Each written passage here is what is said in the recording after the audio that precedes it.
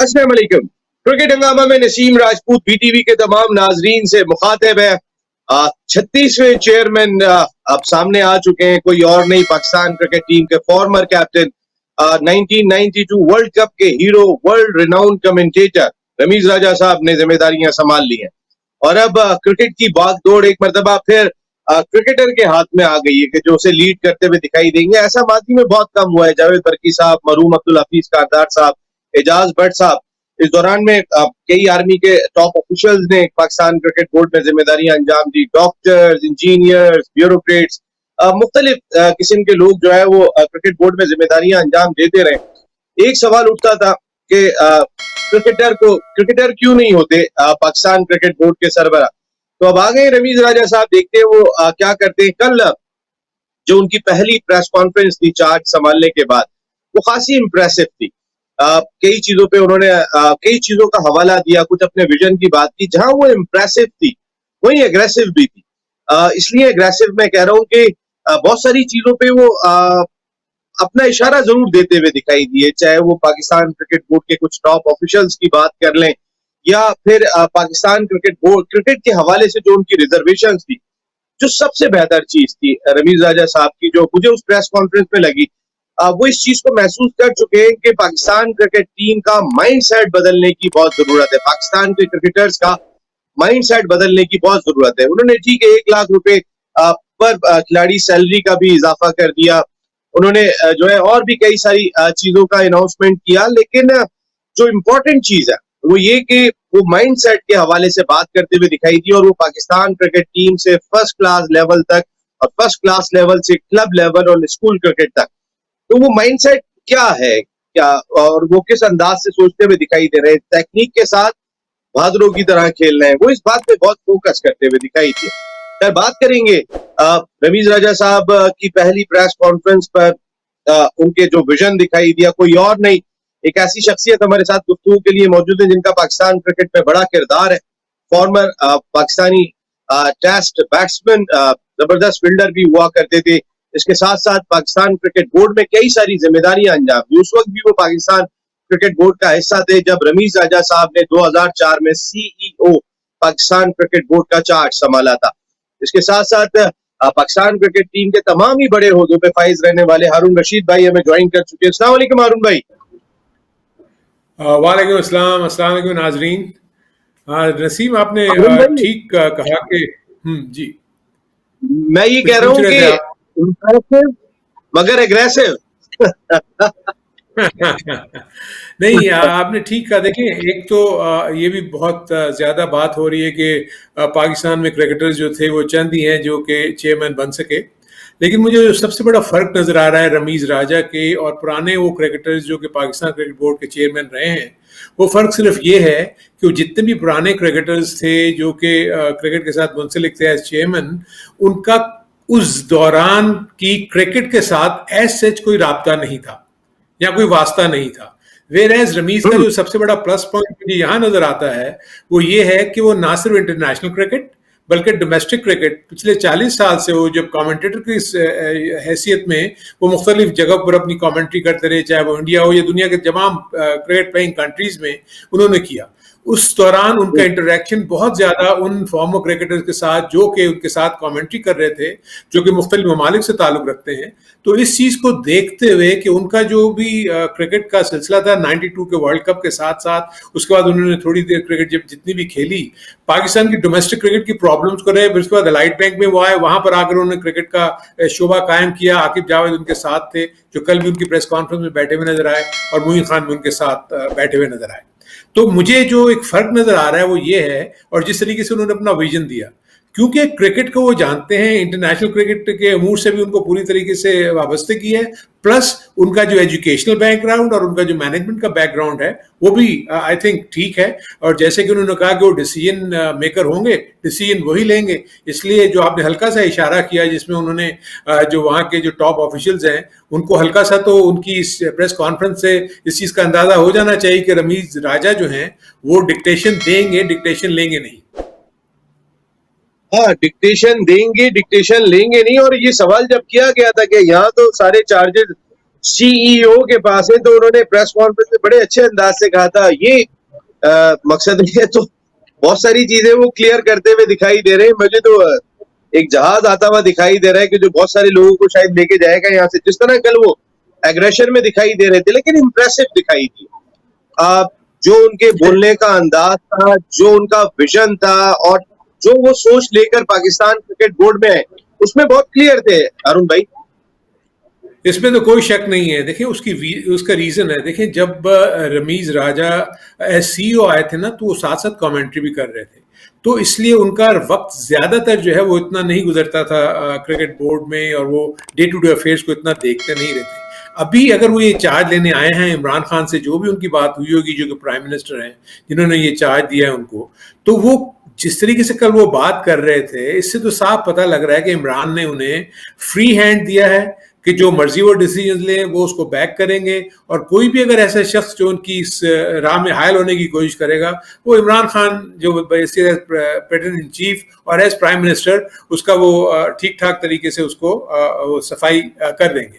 तो मेरे अपने नज़दीक जो विजन उन्होंने दिया, मुझे काफ़ी हद तक वो अच्छा लगा, क्योंकि क्रिकेट की जो जो प्रॉब्लम्स हैं, जो कि आई पर्सनली फील कि वो जब अब ब्रीफिंग लेंगे तो उनको बहुत सारी चीज़ें पता लगेंगी, क्योंकि एक टास्क फोर्स, जैसे मैंने आपको पहले भी बता चुका हूं कि हमने जब ये पूरा डोमेस्टिक क्रिकेट के स्ट्रक्चर को जब हमने पूरा जायजा लिया था, तो उसमें बहुत ज़्यादा प्रॉब्लम्स ग्रास रूट लेवल की क्रिकेट में नजर आई थी, जिसमें नेपोटिज्म था, जिसमें फेवरेटिज्म था, जिसमें बहुत ज़्यादा ऐसी सिचुएशन हो रही थी कि जहाँ पर किसी न किसी रीजन में सेक्रेटरी और प्रेसिडेंट का आपस में मसला है, कई चीज़ें ठीक नहीं चल रही, ना किसी क्रिकेट एसोसिएशन के अपने क्लब लेवल के ऊपर कोई शेड्यूल था, हर चीज़ जो है पाकिस्तान क्रिकेट बोर्ड करता था।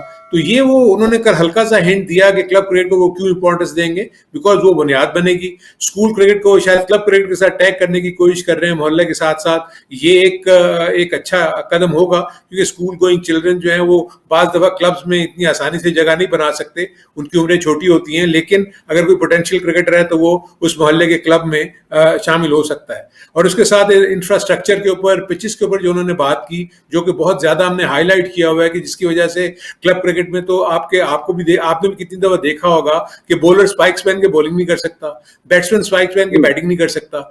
इंटरनेशनल क्रिकेट में आप अगर ये चीजें नहीं करेंगे तो ऑब्वियसली वहां तो सारा कुछ ऐसे ही होगा कि आपको स्पाइक्स पहनने पड़ेंगे। मुझे अच्छी तरह याद है, आपको याद होगा, एक लाल फराज नाम से एक फास्ट बॉलर आए थे कराची के। वो जब उन्होंने बड़ी अच्छी बॉलिंग की, जब ऊपर आए तो हमने जब उनसे पता किया तो पता लगा उन्होंने स्पाइक्स कभी पहने ही नहीं है। जब उनको स्पाइक्स पहन के मैच खिलाएगा, आप यकीन करें कि उनके जो वो पेंडलियां थी ना, वो अकड़ गई, इसलिए कि कभी उन्होंने कीलो वाले जूतों के साथ वो बॉलिंग ही नहीं की हुई थी।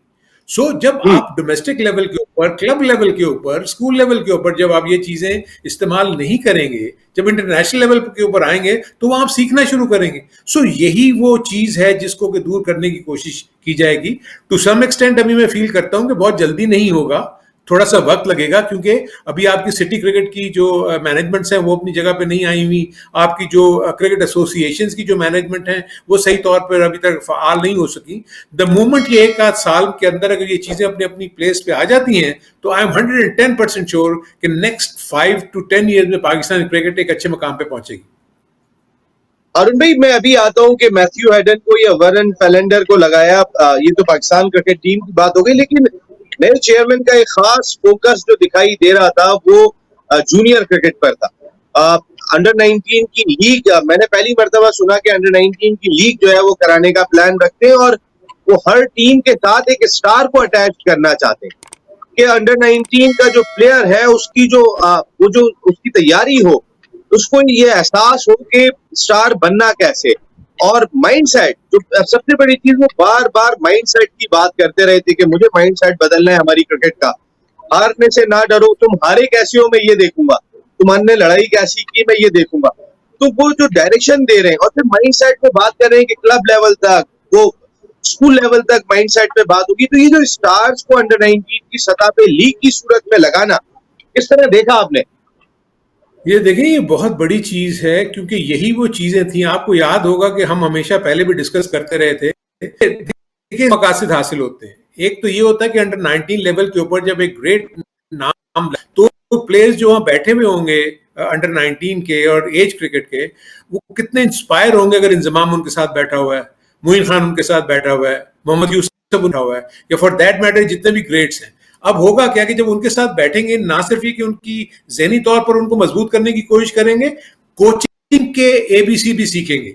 देखिए, हम जो कहते हैं कि कोचिंग क्यों आपको जूनियर लेवल से शुरू करनी पड़ती है, इसलिए कि आप जब क्रिकेटर से यानी एक क्रिकेट प्लेयर से ट्रांसफॉर्म होते हैं इनटू अ कोच, आपको जूनियर लेवल के ऊपर कोचिंग करनी पड़ती है। आपको पता लगे कोचिंग बेसिकली जूनियर लेवल पे ही होती है। सीनियर लेवल के ऊपर आके तो आप सिर्फ उनको गाइडेंस देते हैं, उनको स्टैट्स प्रोवाइड करते हैं प्लेयर्स को, उनको पता होता है कि हमने अंदर जाके क्या करना है। तो आई थिंक ये बड़ी जबरदस्त चीज होगी कि अगर हमारे ये मान जाए। देखें ना, पहले क्या होता था, आप देखेंगे जितने भी ग्रेट क्रिकेटर्स आते थे वो चाहते थे कि पाकिस्तान की सीनियर टीम को कोच करें। मेरा ख्याल है उनके जहन में राहुल द्रविड़ वाला जो एक्सपेरिमेंट है जो इंडिया ने किया, वो डेफिनेटली उनके जहन में होगा कि जब आप ग्रेट प्लेयर्स को अंडर 19 के साथ लगाते हैं, आप खुद सोचे ना, 6 टीमें 6 डिफरेंट टॉप प्लेयर्स के अंडर में वो लीग खेल रही है। आप सोचे ना उनका माइंडसेट क्यों डेवलप नहीं होगा। और माइंडसेट मैं आपको बताऊं कि आप टॉप लेवल के ऊपर आगे डेवलप नहीं कर सकते, आपको ग्रास रूट लेवल से उसको डेवलप करना पड़ेगा। वहीं आपको अच्छे अच्छे लोग लाके लगाने पड़ेंगे, चाहे वो क्लब क्रिकेट हो, चाहे वो सिटी क्रिकेट हो। आपको वहां पर भी ऐसे ऐसे अच्छे बड़े बड़े नाम जो हैं उनको मे बी 1 महीना 2 महीना या जो भी सिलसिला बनता है अटैच करना पड़ेगा किसी ना किसी सिटी लेवल के ऊपर भी, ताकि वहां से भी जब लड़के तैयार हों तो मेंटली स्ट्रांग, उनको पता हो कि हमने क्या करना है, सीख के वो ऊपर आए, ना कि वो पाकिस्तानी क्रिकेट टीम में जाते हैं और वो सीखना शुरू करते हैं। तो ऑलरेडी 3 से 4 साल तो पीछे चले जाते हैं ना। आप मुझे बताएं, जितने भी क्रिकेटर इस वक्त आ रहे हैं जो इंटरनेशनल फेयर हो रहे हैं, उसका रीजन क्या है? इसलिए कि पाकिस्तान की डोमेस्टिक क्रिकेट में और इंटरनेशनल क्रिकेट में जमीन आसमान का फर्क है। सो उस गैप को नैरो करने के लिए जब तक आप निचले लेवल की सतह की क्रिकेट को मजबूत नहीं करेंगे, वहां पर अच्छी लीग्स नहीं कराएंगे, क्लब क्रिकेट की भी लीग्स होनी चाहिए। इट्स नॉट ओनली कि ये T20 की बात कर रहे हैं या अंडर 19 की बात कर रहे हैं। क्लब लेवल्स के ऊपर किसी जगह पे 100 क्लब हैं, कहीं 50 हैं, कहीं 40 हैं, उनको मुख्तलिफ हिस्सों में बांट के सीनियर लीग्स, जूनियर लीग्स, ताकि 8-8, 9-9, 10-10 क्लब आपस में 9-9 मैच खेलें, 8-8 मैच खेलें। जितना खेलेंगे उतना ज्यादा इंप्रूव करेंगे। अभी क्या हो रहा है, एक मैच खेल के आप अपनी डोमेस्टिक टीम में शामिल हो जाते हैं। अब अब्दुल्ला शफीक की मिसाल ले लेना, आपके सामने है ना, एक ही सेंचुरी की हुई है ना उसने, एक भी सीजन पूरा नहीं खेला और वो पाकिस्तान की टीम में है। कभी आप सोच सकते हैं? यानी अगर मैं जावेद मियांदाद को या अपने आप को या मोहसिन हसन खान को या सिकंदर बख्त को देखता हूं, तो जब हम पाकिस्तान नेशनल टीम यानी डोमेस्टिक टीम में भी आए थे तो हमारे पीछे 100-100, 200-200 मैचेस लगे हुए थे क्लब क्रिकेट के। हम क्रिकेट वहीं सीखे हुए थे निचले लेवल के ऊपर, और उसके बाद आके हम सिटी के लेवल पर आए, फिर एसोसिएशन के लेवल पर आए, और उसके बाद फिर हम नेशनल टीम में चले गए। तो वहां हमें इतनी ज्यादा प्रॉब्लम नहीं हुई, क्योंकि हमने इमरान खान को नीचे खेला हुआ था, हमने आसिफ मसूद को नीचे खेला हुआ था, सिकंदर ने माजिद खान को बॉलिंग की हुई थी, सिकंदर ने जहीर अब्बास को बॉलिंग की हुई थी। तो इंटरनेशनल प्लेयर्स को जब आप उससे मुकाबला करते हैं, मुझे अच्छी तरह याद है कि नेशनल बैंक और जब पीआईए का मैच हुआ तो पीआईए के 11 प्लेयर आपकी करंट टीम के, पाकिस्तान टीम के प्लेयर थे, और नेशनल बैंक में मैं, इकबाल कासिम और आफ्ताब बलोच, ये वो नए लड़के थे, हमने उनको वो मैच हरा दिया। सो मैं आपको सिर्फ ये बताऊं, क्योंकि हमारा माइंडसेट स्ट्रांग हुआ था डोमेस्टिक लेवल के ऊपर, क्लब लेवल के ऊपर, सिटी लेवल के ऊपर। सो ये बिल्कुल सही डायरेक्शन है, प्रोवाइडेड के रमीज इसको सही तरीके से इंप्लीमेंट करवा सके। ये जो माइंडसेट हमारा जूनियर सतह पर भी वो बात कर रहे हैं, क्योंकि प्लेयर नजर नहीं आ रहे। जब हम सीनियर टीम की सूरत-ए-हाल देख लेते तो हमें अंदाजा हो जाता है कि हमारा बैकअप क्या है, हमारी तैयारियां किस तरह चल रही है। मिसबाह उल हक अब तो खैर नहीं रहे, अब हम बार बार मिसबाह पे बात करें, लेकिन वो एक सच्चाई है कि उन्होंने माइंडसेट को कितना नुकसान पहुंचाया पाकिस्तान क्रिकेट के, जब वो लिमिटेड ओवर के कैप्टन थे, और उसके बाद जब वो कोच बन गए कि अथॉरिटी भी उनको सारी की सारी अथॉरिटी वसीम खान साहब, एहसान मानी साहब ने उन्हें दे दी, जिन्होंने एक दिन कोचिंग नहीं की थी। इसमें नसीम देखो, ये वो गलती थी जो कि इन्होंने की। देखे ना, वसीम, ये आइडिया प्रॉब्ली मैं नहीं समझता कि एहसान मानी साहब का होगा, ये वसीम खान का होगा, क्योंकि वसीम खान ने न्यूजीलैंड में ये मॉडल देखा था। लेकिन वसीम खान को शायद ये पता नहीं था कि पाकिस्तान की क्रिकेट का सेटअप और न्यूजीलैंड की क्रिकेट का सेटअप डिफरेंट है। वहां पर 5 से 6 जो आपके प्रोविंसेस हैं, जो भी स्टेट्स हैं, वो आपस में खेलती हैं, और वो अरसे से उनका ये निज़ाम चला आ रहा है। वहाँ प्रोफेशनल लोग उनको डील करते हैं, उनकी जो एसोसिएशंस हैं वो सेल्फ रिलायंट हैं, अपने ओन पे सारे काम करती हैं, प्रोफेशनल लोग उनके साथ लगे हुए हैं। वेयर हमारे यहाँ तो भी हार्डली, ये पहले ही सीजन में हमारा नया स्ट्रक्चर आया, हमारे यहाँ तो अभी वो कॉन्सेप्ट अभी नहीं आया हुआ था ये कॉन्सेप्ट। और उसके बाद कि मिसबा का अभी कोई एक्सपीरियंस भी नहीं था कोचिंग का, आपने उसको चीफ सिलेक्टर भी बना दिया, आपने उसको हेड कोच भी बना दिया। देखिए जहां तक मिसबा के पॉइंट ऑफ व्यू से मैं कहूँ, मिसबा ने कोई खुदा ना खास्ता ऐसा तो नहीं किया होगा प्लेयर को बिठा दिया होगा कि जी आपने ये नहीं करना, आपने वो नहीं करना। मैं आपको एक और भी मिसाल दे सकता हूं कि आपको याद होगा कि एक जमाने में ये जो चैंपियंस लीग होती थी, ये आपकी जो नेशनल T20 की चैंपियंस होती थी, ये आपस में खेला करती थी। जो इंडिया में भी एक मैच हुआ था जिसमें फैसलाबाद वुल्व्स जो थी उस जमाने में जीत कर और वहां पहुंची थी फाइनल में। जी। तो मैं उसका मैनेजर बन के गया था और मैंने मिसबा उल हक को, वहां उनके कैप्टन थे। अब मिसबा उल हक जो मुझसे डिस्कस कर रहे थे वहां पर, वो यही कर रहे थे, कह रहे थे कि हारून भाई प्रॉब्लम ये है कि आप देखें कि हमने यहां से एक दो मैच खेले, आप देखें कि अगर मैं रन्स नहीं करता तो बाकी लड़के तो रन्स ही नहीं कर रहे, उनका वो कैलिबर ही नहीं है कि इस लेवल के ऊपर आकर वो अच्छा करें। तो अगर मैं जल्दी आउट हो जाता हूं, आप खुद सोचे कि मैं अगर जाते ही मैं मारना शुरू कर दूं, ये मैं आपको इसलिए बता रहा हूं कि उसका ये माइंडसेट क्यों बना। और यकीनी तौर पे आप यकीन करो कि अगर हमारी फैसलाबाद बुल्स की टीम ने 134 से 140 रन भी किए तो उसमें 80 रन या 90 रन जो थे वो मिसबा के थे, बाकी किसी प्लेयर ने कोई कंट्रीब्यूशन नहीं किया। वो कहते हैं अगर मैं पहले दूसरे ओवर में या जब भी मैं जाता हूं बैटिंग करने 4 से 5 ओवर में मैं अगर हिटे मार के आ जाऊं तो फिर मैं अपने आप को बचा के रखता हूं कि यार मैं दूसरों को मौका देता हूं कि ये कुछ कर दें कंट्रीब्यूट, अगर नहीं करे तो मैं आखिर में 4 से 5 ओवरों में मैं इसको मेकअप करने की कोशिश करूंगा, जो वो करते थे। तो वही चीज अभी तक आपको नजर आ रही है। आप मुझे बताएं ना, आज भी आप बाबर आजम को और रिजवान को निकाल दें, जैसे ही वो आउट होते हैं आप मुझे बताएं कि क्या आपकी टीम कोई आगे जाती है ऊपर रन्स लेके? आप मुझे बताएं, आपने भी इतने मैचेस देखे, हमने कितने डिस्कस किए सारे मैचेस। सो ये वो चीज है जिसको हमने, जो जूनियर लेवल की आप बात कर रहे हैं ना, कि वहां पर इन प्लेयर्स को रिस्पॉन्सिबिलिटी देनी है कि भाई आपने मैच जिता के आना है। अभी आप इंडिया की और जो इंग्लैंड की हम इतनी बातें करते हैं, आप मुझे बताएं ना, इंडिया ने जो माइंडसेट शो किया वो क्या माइंडसेट था? आप मुझे बताएं, वो 4 टेस्ट मैच जीत सकती थी इंडिया? नहीं, सवाल ही पैदा नहीं होता। जिस तरीके से, तो इसका मतलब है कि स्ट्रांग था ना उनका माइंडसेट, उनको पता था कि वो कम बैक करेंगे। सेकंड टेस्ट ऐसा ही था जी, कमाल जीते, बिल्कुल। हाँ। तो इसीलिए मैं कह रहा हूँ वो जूनियर लेवल से आएगा। अब मैं आपको बताऊं उसमें क्या है।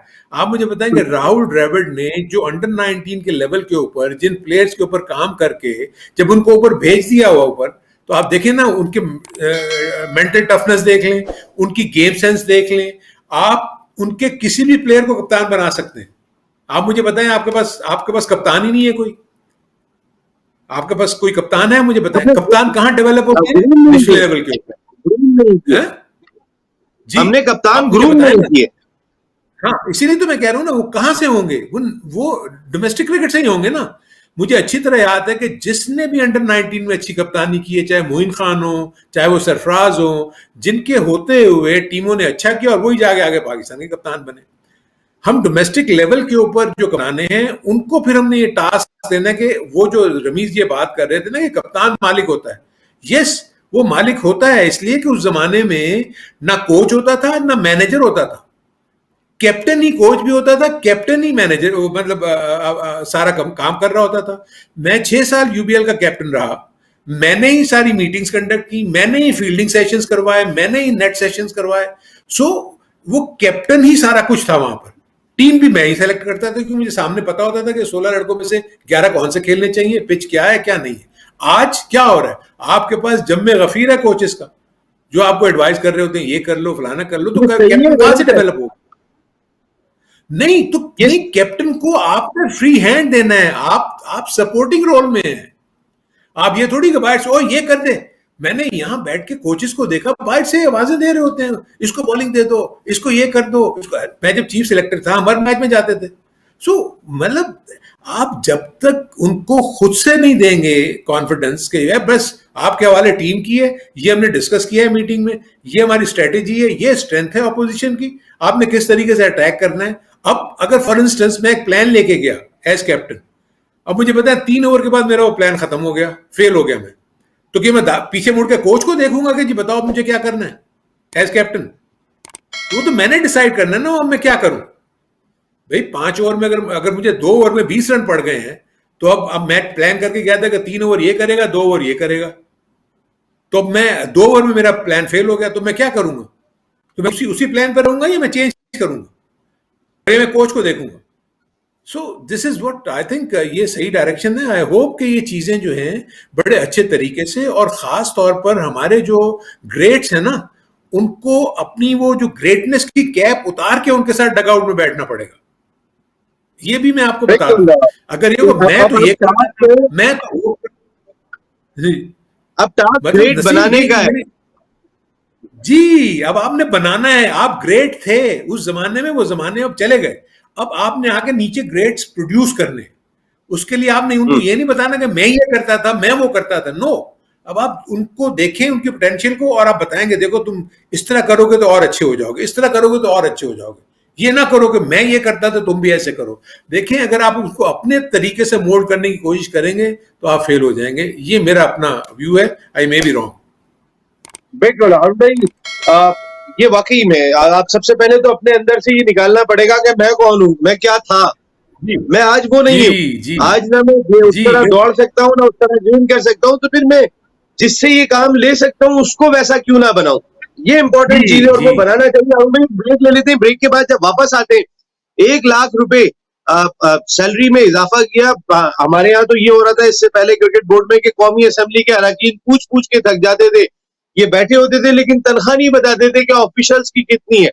रमीज अजहर साहब ने किसी ऑफिशियल की तनख्वाह में इजाफा नहीं किया आने के बाद, बल्कि वो प्लेयर्स जो पाकिस्तान क्रिकेट को लेके चलेंगे उनकी तनख्वाहों में इजाफा किया। At the same time Matthew Hayden और वर्नन फैलेंडर पाकिस्तान क्रिकेट टीम के कोचिंग स्टाफ का हिस्सा बन गए वर्ल्ड T20 के लिए, जो अक्टूबर नवंबर में खेला जाएगा। एक ब्रेक के बाद आ रहा हूं तो बात करते हैं।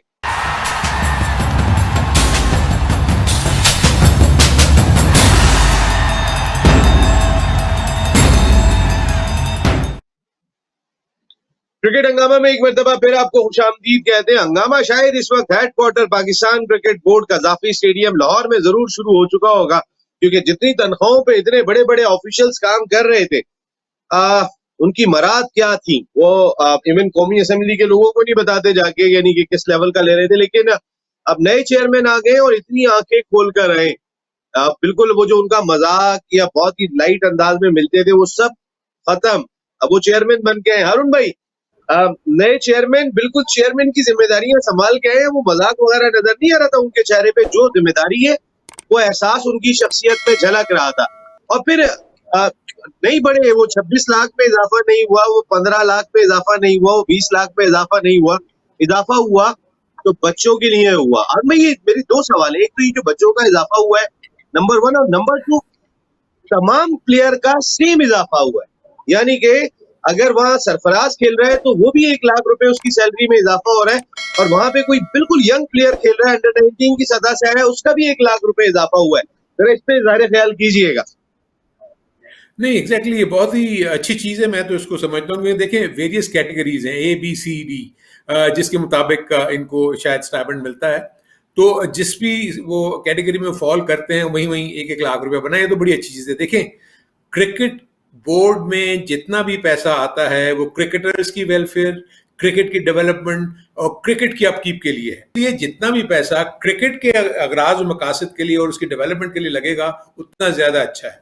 इसमें चाहे प्लेयर्स आ जाएं, चाहे क्रिकेट पिचेस आ जाएं, चाहे क्रिकेट ग्राउंड्स आ जाएं, चाहे इसमें जितने भी वो लोग जो कि क्रिकेट के स्टेक होल्डर हैं वो आए, इसमें मैं फील करूंगा कि फॉर्मर क्रिकेटर्स को भी डेफिनेटली आना चाहिए। इसलिए कि जिस जमाने के फॉर्मर क्रिकेटर्स इस वक्त रिटायर हो गए हुए हैं, उनकी पेंशन स्कीम जैसे कि इंडिया ने और बाकी ममालिक में चलती है, उसके ऊपर भी डेफिनेटली मैं फील करता हूँ कि रमीज उस पर भी गौर करेंगे। दूसरी चीज जो आपने कही कि जो ऑफिशियल्स के पॉइंट ऑफ व्यू से, देखें, एक चीज तो ये है कि अब रमीज राजा हर एक चीज की ब्रीफिंग लेंगे पहले, क्योंकि आजकल उन्होंने लिया है चार्ज। अब उनको हर डिपार्टमेंट अपना अपना ब्रीफ देगा। जब HR, ह्यूमन रिसोर्स का जो डिपार्टमेंट है, जब वो ब्रीफ देगा तो उसमें रमीज के सामने पूरी फाइनेंशियल पिक्चर आ जाएगी इन टर्म्स ऑफ कि सैलरी कितनी जाती है, एक एक डिपार्टमेंट में कितने कितने लोग हैं, क्या हर डिपार्टमेंट में लोग सही हैं या कई जगह पर ज्यादा हैं जिनको अननेसेसरी ज्यादा पैसा दिया जा रहा है, क्या जिसको भी जितनी तनख्वाह का वो दिया गया है क्या वो इस कैलिबर का है कि उस तनख्वाह का हकदार हो? ये जब चीज़ें सामने उनके पास, जब ये फाइनेंशियल का पूरा उनको पेश किया आपकी फाइनेंस डिपार्टमेंट, जब उसको ये पता लग जाएगा और इसके बाद जब वो ये देखेगा कि फाइनेंस में उनके पास क्या क्या पड़ा हुआ है और किटी में कितना पड़ा हुआ है और ये कितने साल तक अगर हमारी अर्निंग को सामने रखते हुए नेक्स्ट 4 to 5 ईयर्स में हम कितना पैसा अर्न करेंगे और कितना खर्च होने के चांसेस हैं, क्योंकि एवरी ईयर आप प्लेयर्स की इन्वॉल्वमेंट्स बढ़ाते हैं, आप मुख्तलिफ मराहत उनकी बढ़ाते हैं, तो आपका रेवेन्यू अगर उस हिसाब से नहीं बढ़ रहा तो आपका खर्चा बढ़ेगा। तो मेरे अपने नज़दीक हर डिपार्टमेंट की वो ऑडिट करेंगे। अगर वो कहीं समझेंगे कि ज़रूरत से ज़्यादा स्टाफ है तो वहाँ डेफिनेटली कहीं ना कहीं कटौती वो करने की कोशिश करेंगे। अगर वो ये समझेंगे कि जहाँ बहुत ज़्यादा अननेसेसरी आपने सैलरी पैकेजेस इतने हाई किए हुए हैं, अब आई डोंट नो, क्योंकि बाज़ दफ़ा होता है कि ऑर्गेनाइजेशन में जब आप किसी को मराहत दे देते हैं तो आप वापस नहीं लेते, नई मराहत आप उनको नहीं देते, लेकिन आप उनसे वो जो मराहत उनको मिल रही है वो वापस नहीं लेते, लेकिन ये कोई हार्ड एंड फास्ट रूल नहीं है, आप वो कर भी सकते हैं। तो मेरे अपने नज़दीक ये चीज़ें उसको वक्त के साथ साथ रमीज को पता चलेंगी और वो आहिस्ता आहिस्ता फिर उसके ऊपर जो मुनासिब इकदाम वो समझता है। और देखें, उसकी बॉडी लैंग्वेज बहुत स्ट्रांग थी, जो कि मुझे सबसे ज़्यादा जो अच्छी चीज़ उसकी ये लगी, क्योंकि उसको ये तो फिक्र नहीं है ना कि मुझे अगर यहाँ से चेयरमैनशिप से निकाल दिया तो मैं क्या करूँगा। देखो, जॉब की उसको कोई फिक्र नहीं होगी, इसलिए वो जो भी डिसीजंस लेगा सही लेगा या गलत लेगा, लेकिन वो फर्म डिसीजन लेगा। इतना मैं जानता हूँ क्योंकि मैं उसके साथ काम कर चुका हूँ। उसके ज़माने में इन्होंने मुझे पूरा अंडर 19 का चार्ज मुझे दे दिया था, मैं पूरी अंडर 19 को लुक आफ्टर कर रहा था। मैं उस वक्त अंडर 19 का हेड कोच भी था और वहीं से बहुत सारे प्लेयर्स भी अल्लाह के फजल से निकले थे। तो मैं रमीज के वर्किंग स्टाइल को जानता हूँ, डिसीजन लेगा। उसके बाद भी मेरी बहुत ज़्यादा इंटरेक्शन उनके साथ होती रही। वो मुझसे पूछते थे और ख़ास तौर पर स्ट्रक्चर के ऊपर बहुत बात करते थे कि यार ये ख़त्म होना चाहिए, क्या आप टीमों को कम करो, ये करो, फलाना करो। सो मोर और लेस वो और इमरान एक ही वेव लेंथ में हैं। आपकी ये 6 टीमों को स्ट्रॉन्ग करने वाला मसला है, शहर की क्रिकेट को स्ट्रॉन्ग करने वाला मसला है, क्लब क्रिकेट को स्ट्रॉन्ग करने का मसला है। जहां आप ये ठीक कर लेंगे वहां आपकी पाकिस्तानी क्रिकेट बेहतर हो जाएगी। देखें, जो डिट्रैक्टर्स हैं, जो लोग हैं जो कि पुराने सिस्टम में हैं, मैं उनसे सिर्फ ये अर्ज करूंगा कि आप ज्वाइन करें इस नए सेटअप को। आप सिटी लेवल के ऊपर जो इलेक्शंस हो रहे हैं, दोबारा से इलेक्शन लड़के आए और उसका पार्ट बने, बजाय इसके कि आप पुराने सिस्टम को वापस लाने की कोशिश कर रहे हैं जिसका कोई फ्यूचर नहीं है।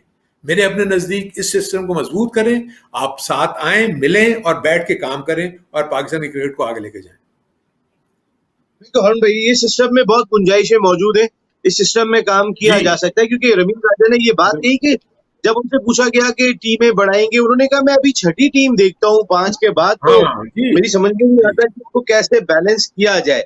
तो जहाँ ये सवालात हैं, तो हमें पहले तो यही अपनी बेस पे वो ज्यादा फोकस करते हुए दिखाई दिए कि मुझे बेस को स्ट्रॉन्ग करना है। और जैसे आपने बात की क्रिकेटर्स की फलाह बहबूद, तो वो यही बात कर रहे थे कि पाकिस्तान क्रिकेटर्स की वजह से, और मैं अपने क्रिकेटर्स का पहले सोचूंगा कि भाई ये जिनकी वजह से पाकिस्तान क्रिकेट है।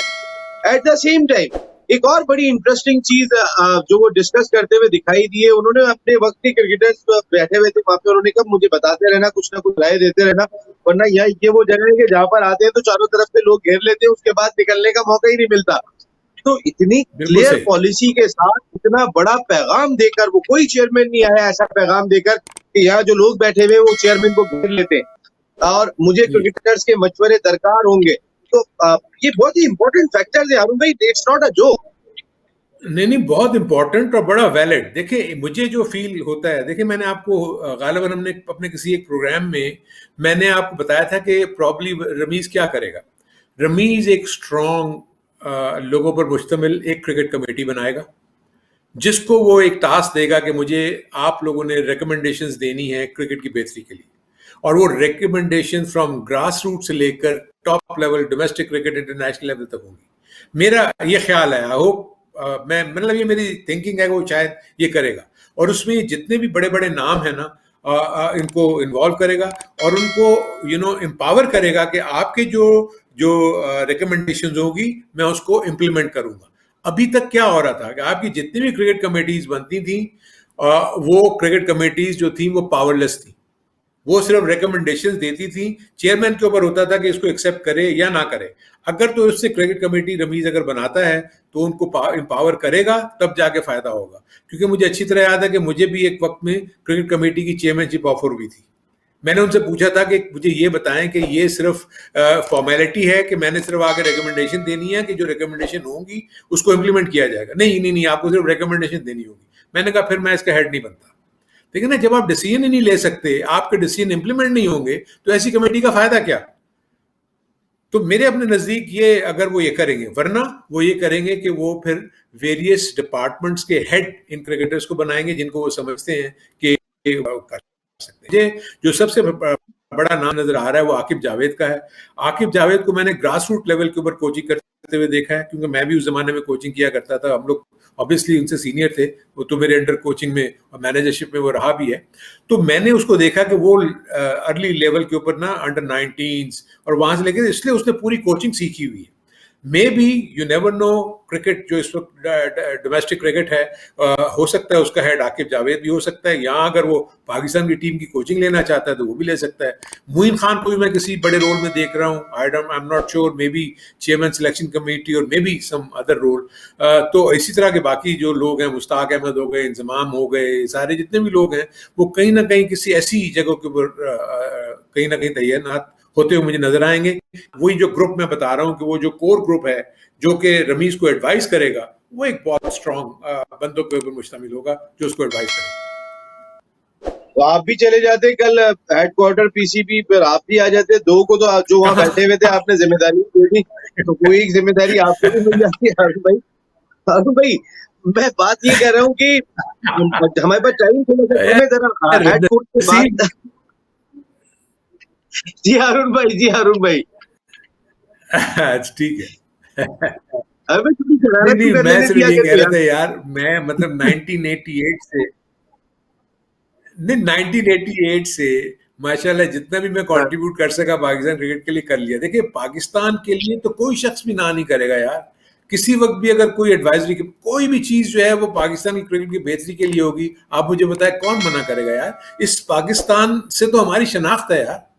अगर ये पाकिस्तान, हम हैं तो इस पाकिस्तान से है ना, तो पाकिस्तान के लिए तो हम कट मरने के लिए भी तैयार है। सो वो हारून छोड़ भाई दें वो पैगाम इशू, वो चला कोई गया, ऐसा हारून भाई, मुझे हारून भाई पैगाम चला गया, हारून भाई पैगाम चला गया। हारून भाई एक काम की बात कर रहा हारून भाई, बताइए मैथ्यू बताइए। हेडन हेड कोच आ हाँ गए, मैथ्यू हेडन हेड कोच आ गए। इसमें दोनों चीजें जो रवींद्र राजा साहब बात कर रहे थे, एग्रेशन भी उनमें थी और रिलायबल भी थे। तो जो हमारी क्रिकेट में दोनों चीजें मिस कर रही हैं, एग्रेशन प्लस रिलायबिलिटी। तो ये कैसा लगा आपको? बहुत सारे लोग क्रिटिसाइज कर रहे हैं, व्हाई मैथ्यू हेडन। हाँ, नहीं देखिए, उसमें एक चीज जो क्रिटिसिज्म का पहलू है वो ये है कि हम हमेशा ये बात करते रहते हैं कि जी कोचिंग एक्सपीरियंस नहीं है। अगर देखा जाए तो इन दोनों को इतना कोचिंग एक्सपीरियंस नहीं है। लेकिन जो मैं चीज उसके रमीज के जहन से पढ़ रहा हूँ वो है, आपने जिक्र किया, माइंडसेट, एग्रेशन। आपको पता है कि Matthew Hayden is the only Australian player जो कि इंडिया में बहुत ज्यादा सक्सेसफुल रहा हुआ है। जी, इंडिया को, इंडिया में रहते हुए डोमिनेट करता था। तो इसलिए आपका ये जो T20 का वर्ल्ड कप है ये यूएई में है, मोर लेस आपकी सिमिलर कंडीशन। यानी आप वेरी सिर्फ गुड। ये समझें कि उनका ड्रेसिंग रूम में बैठना जो है ना, वो ये नॉट कि वो कोचिंग करेंगे, वो उनको वो सिचुएशन से निकलने की वो बताएंगे कि वो भी इस किस्म के सिचुएशन से गुजरते थे तो वो कैसे निकलते थे इसमें से। जहां तक फिलेंडर की बात है, फिलेंडर का मैं आपको ये बताऊं कि ही सो एक्यूरेट। उसमें T20 का उसका कोई इतना ज्यादा बैकग्राउंड नहीं है, बट वो किस तरीके से एक ही जगह पे 6 की 6 बॉलें फेंकता है, 5 बॉलें फेंकता है, और वो किस तरह फेंकता है वो शेयर करेगा अपना एक्सपीरियंस, वो उनको कोच नहीं करेगा। आप इस पॉइंट को ये समझें, क्योंकि इतनी छोटे अरसे में आई डोंट थिंक सो कोई अच्छा कोच इनको मिल सकता था। तो इसलिए ये इंटरिम पीरियड के लिए जो इन्होंने कंसल्टेंट हायर किए हैं, इस चीज को देखते हुए कि सब कॉन्टिनेंट में खेलने जा रहे हैं हम, मैथ्यू हेडन का माइंडसेट, ऑस्ट्रेलियन माइंडसेट, और उसके बाद वो एग्रेशन, वो आपका ड्रेसिंग रूम में बैठा हुआ होगा, वो इनको प्लेयर्स को और ज्यादा बूस्ट अप करेगा। एंड देन फ्लैंडर अपना वो एक्सपीरियंस जो विद इन एक ही जगह पे बॉल करना, 6 के 6 बॉलें, किस तरीके से वो करता था, किस माइंडसेट के साथ करता था और किस तरीके से वो लेके चलता था। तो मोस्टली पेप टॉक्स होंगी। आई डोंट थिंक सो कि कोई कोचिंग के सेशंस होंगे या कुछ होगा। पेप टॉक्स, बात करेंगे ये लोग, और उसके बाद उनका कॉन्फिडेंस बढ़ाएंगे प्लेयर्स का। This is what I think, may be ये प्ले अप कर जाए। देखिए, मैं आपको बताऊंगा पाकिस्तान के जो दोनों वर्ल्ड कप, अगर 1992 का वर्ल्ड कप देखें तो नए प्लेयर्स थे। अगर आप चैंपियंस ट्रॉफी देखें अंडर सरफराज, 5 प्लेयर्स के डेब्यू हुए थे और पाकिस्तान चैंपियंस ट्रॉफी जीता था। इस टीम में भी कोई नाम आपको नजर नहीं आ रहे। लेकिन मेरी थोड़ी सी अप्रीहेंशन ये है कि प्रॉब्ली प्लेयर्स उस कैलिबर के नहीं है जो 92 के प्लेयर्स थे, और जो कि चैंपियंस ट्रॉफी में फखर जमान एंड कंपनी वाले प्लेयर्स जो थे, शादाब, ये वो उस तरह के जो नए प्लेयर आए हैं ना, वो मुझे वो अपील नहीं करे। लेकिन यू नेवर नो, पहला मैच हर टीम के लिए मुश्किल होता है। पाकिस्तान अगर पहले ही मैच में इंडिया को कामयाब हो जाता है हराने में, तो आप देख लीजिएगा कि पाकिस्तान की टीम कैसे ऊपर जाएगी। और इस टीम को सपोर्ट करना चाहिए, जिसके खिलाफ आप बहुत क्रिटिसाइज कर चुके हैं। रमीज राजा कह रहे हैं टीम को सपोर्ट करो, मुझे तो आप थोड़े सपोर्ट करते हुए लग रहे हैं। सपोर्ट की बात नहीं, मैंने आपको ड्रॉबैक्स भी बता दिए हैं। देखिए, मैं आपको बता रहा हूं कि इस टीम में कोई ओपनर नहीं है, लेकिन एक स्कूल ऑफ थॉट ये कह रहा है कि T20 में तो आजकल दुनिया भर की हर टीम जो है वो नॉन रेगुलर ओपनर को ओपन करा रही है, विच इज ट्रू, जिसमें कोई वो नहीं है। हम ये कह रहे थे कि इनसे रिजल्ट्स नहीं आ रहे। ये जितने भी प्लेयर्स हैं, अभी भी मैं कहता हूं कि इन्होंने मैचेस नहीं जिताए हुए। आप मुझे बता दें, अभी आप CPL में आप देख लेना, कैरिबियन लीग हो रही है, उसमें कौन से प्लेयर ने मैच जिताया?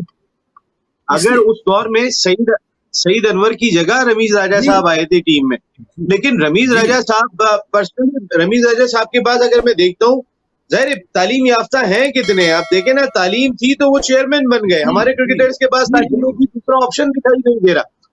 उनके पास थोड़े से शॉट्स कम थे, लेकिन बहादुर बहुत थे। ये आप कहेंगे अरुण भाई, क्योंकि आपको न्यूजीलैंड का राउंड मैच याद होगा जब 150 रन में उन्होंने 100 किया था, और मुझे ऑस्ट्रेलिया में इनका डेब्यू याद है जब अगेंस्ट वेस्ट इंडीज उन्होंने 60 रन किए थे वेस्ट इंडीज की टॉप बॉलिंग के खिलाफ, और वहां से ये टीम में नजर आए थे। तो अल्लाह करे कि ये बहादुरी के साथ डिसीजन ले और बहादुरी के साथ पाकिस्तान क्रिकेट को लेकर चले, लेकिन कोई उनकी सोच के साथ इम्प्लीमेंट नहीं हो सकता कि टीम को सपोर्ट करें। सर, ये हमारे ऊपर है, हम करें या ना करें, आपके अच्छे का आपको सपोर्ट करेंगे, आपके साथ करेंगे।